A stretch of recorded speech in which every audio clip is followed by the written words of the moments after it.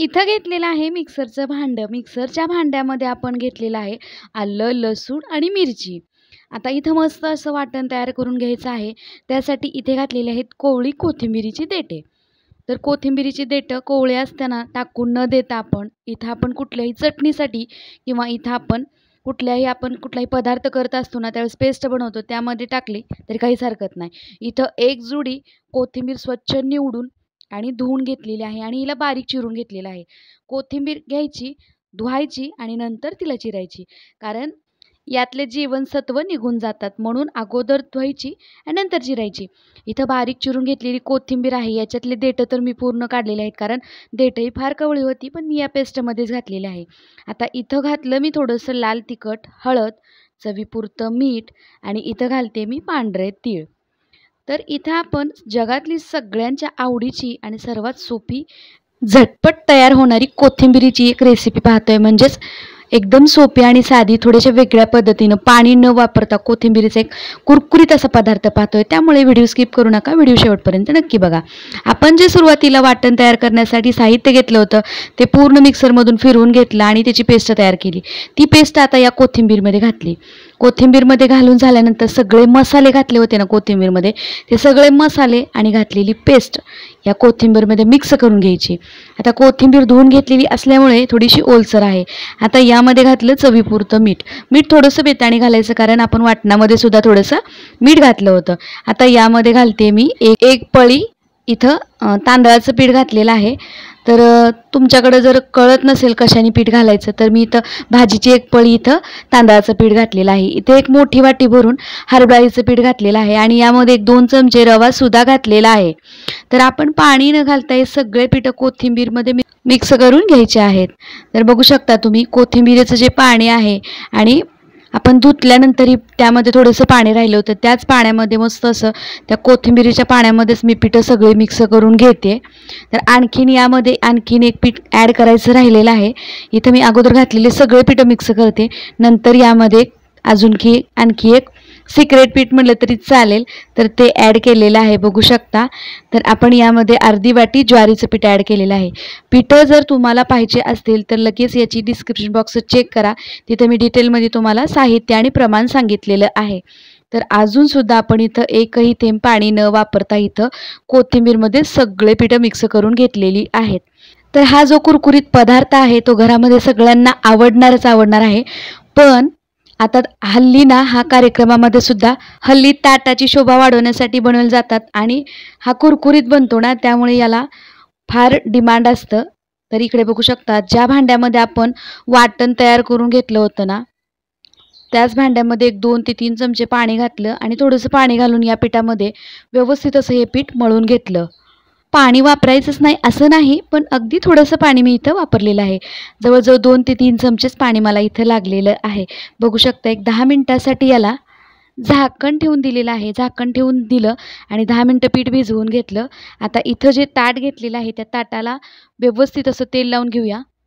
सगळीकडे नीट तेल लावून घेते. बघू शकता, खरं सांगू का, पावसाळा चालू झाला ना, असे कुरकुरीत पदार्थ खायची खूप इच्छा होते हो. आणि पावसाळ्यामध्ये ना जरा कोथिंबीर पण स्वस्त असते. हिवाळ्यामध्ये भरपूर ताजी ताजी मार्केटमध्ये कोथिंबीर आलेली असते, त्यामुळे कोथिंबीर थोडीशी स्वस्त असते. त्यामुळे आपण आवर्जून आठवड्यातनं 1-2दा असा हा पदार्थ कोथिंबीरीचा बनवू शकतो. तर थोडं थोडं पाणी लावून, हे पीठ मला घट्ट झाल्यासारखं वाटलं म्हणून मी थोडं थोडं पाणी लावून याला चुरून घेते. पाणी मिक्स करत नाही आहे, याला थोडंसं चुरून घेते, म्हणजे हलकंसं मऊ करून घेते. तर पीठ थोडंसं घट्ट झालं होतं म्हणूनच पाणी लावते. इथं बघू शकता, हलकंसं चुरून घेतलं या पिठाला मी. आणि थोडंसं तेल पण लावून घ्यायचं. नसेल तर तेल लावलेल्या ताटामध्ये मस्त असं याला थापून घ्यायचं. बघा, थापताना सुद्धा पीठ जर हाताला चिटकत असेल तर ते थोडं थोडं पाण्यात हात लावायचा आणि मस्त असं ताटाला पूर्णपणे हे पीठ थापून घ्यायचं. तर मंडळी, सगळ्यांच्या आवडीची आणि बनवायला अगदी सोपी 10 ते 15 मिनिटात तयार होणारी आपण कोथिंबीर वडी कशी बनवतोय ते पाहतोय.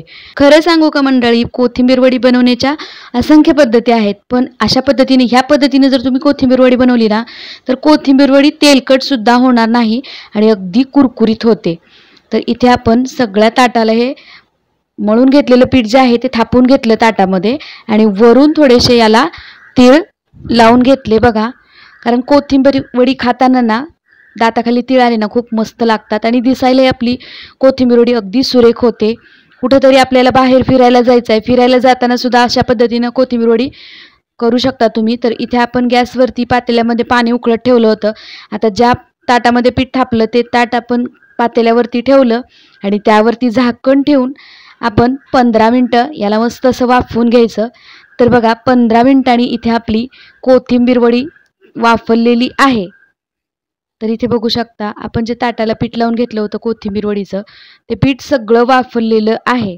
बघा सुरी लावून चेक करायचं, सुरीला जर पीठ आलं तर वाफवली नाही म्हणायचं, आणखी 1-2 मिनटं तरी वाफवून घ्यायचं.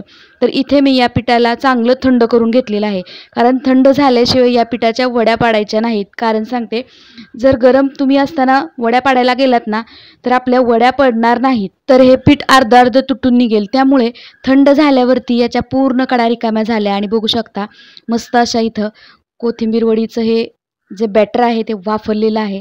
आणि आता हव्या त्या आकाराच्या इथं आपण कोथिंबीर वड्या कट करून घ्यायच्या आहेत. बघा मस्त असा पदार्थ आहे, मस्त अशी रेसिपी आहे आणि ही जी या पद्धतीनं जर वड्या बनवल्या ना लय कुरकुरीत होतात. बघा सगळ्या कोथिंबीर वड्या मी इथं कट करून घेतलेल्या आहेत मंडळी, हे बघू शकता. आणि एक वडी तुम्हाला दाखवते, किती छान वाफवलेल्या आहेत आपल्या. सुरुवातीला तर बघितलंच आपण, हे बॅटर जे आहे ते पूर्ण ताटाला न चिटकता मस्त असं वाफवलेलं आहे. याची पूर्ण असा गोळा जो आहे तो ताटातून आहे असा अलगद बाहेर निघत आहे. तर बघा इथं मस्त अशी आपली वडी कट करून झालेली आहे. मी इथं चौकोनी आकाराच्याच वड्या कट केलेल्या आहेत मंडळी. ही ना वडी, ह्या वडीचं वैशिष्ट्य सांगते, 8 ते 10 दिवस आरामात टिकते बरं का ही वडी. त्यामुळे का टिकते माहिती आहे का, याला मी कमीत कमी पाणी वापरून बनवलेलं आहे, त्यामुळे ही भरपूर दिवस टिकते. आणि इथे बघा आपण सगळ्या वड्या कट करून घेतलेल्या आहेत. आता आपण कढईमध्ये तेल गरम करण्यासाठी ठेवलं होतं, तेल चांगलं गरम झालेलं आहे. आता इथे यामध्ये तेलामध्ये सगळ्या वड्या सोडून तळून घेऊया. बघा आता ह्या वड्या ना आपण रात्री जर केल्या असतील तर तशाच डब्यामध्ये ठेवून फ्रीजमध्ये ठेवल्या आणि दुसऱ्या दिवशी सकाळी तळल्या तरीही चालतात. तर इथे मी सगळ्या वड्या डीप फ्राय करून घेते. मस्त अशा कुरकुरीत होईपर्यंत याला तळून घ्यायचं आहे. बघा जेवढ्या मावतील तेलामध्ये तेवढ्या वड्या सोडलेल्या आहेत मी तेलामध्ये. आणि इथं उलट फुलट करून इथं आपण सगळ्या वड्या तळून घेतलेल्या आहेत, बघू शकता. तर आवाजसुद्धा दाखवते तुम्हाला, अगदी कडक अशा तळलेल्या आहेत एकदम. बघा आवाज ऐकला ना, खूप मस्त आणि कुरकुरीत झालेल्या आहेत.